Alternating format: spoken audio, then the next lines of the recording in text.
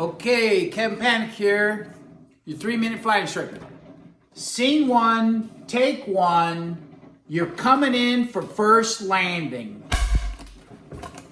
Okay, folks, so you're coming in for your first landing, and you're a student pilot. Again, you're an energy manager, okay? So you got to manage that energy. Now, I had a real smart flight instructor tell me a couple months ago, he says, Kevin, when I got these students, he says, I try to give them the least thing to do when they're coming in on their first landing, and not solo. I'm talking with your flight instructor, right? Because you know you want to land that thing where your flight instructor's got both hands off, but he ain't going to do that in the beginning because he's going to save you, right? And you're already been doing a bunch of landings, and he's kind of saving you. You're wondering, like, he or she, is your flight instructor really helping out, and the rudder pedals and all that good stuff. I'm just going to talk about like a no crosswind, right? No rudders. I'm just going to talk about how he told me, just tell him pitch and airspeed and centerline.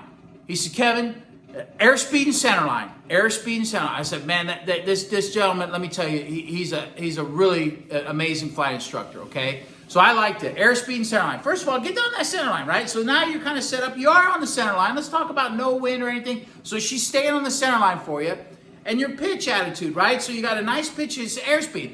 So we like to do, they got Navy and Air Force pilots, and the people going into aircraft carriers and all that kind of stuff, and they do different things. So the way I like to remember it is what he told me, okay? So he said, hey, Kevin, I tell him pitch for airspeed, power for altitude. Love it, love it, love it. Because it decouples it now, right? It decouples it. It says, hey, if your airspeed's not right, get that pitch right, right? Don't nose it now. Now, if you're starting to get slow, and you're getting low, and you're like, oh, I'm going to nose it over to increase airspeed. Well, you're not configured, man. You're not set up. Don't be doing that so close to the ground. Don't be doing that at 100 feet and scare the heck out of your flight instructor. No, you need to be kind of on within your numbers so that you're slowly energy manage bleeding off.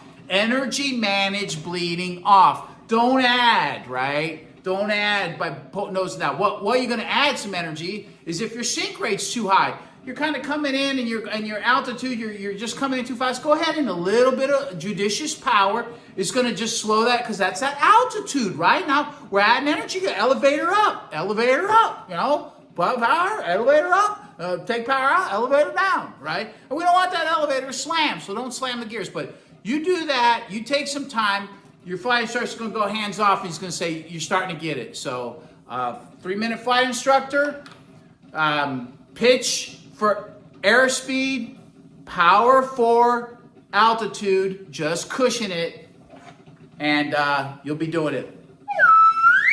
Ta-ta for now.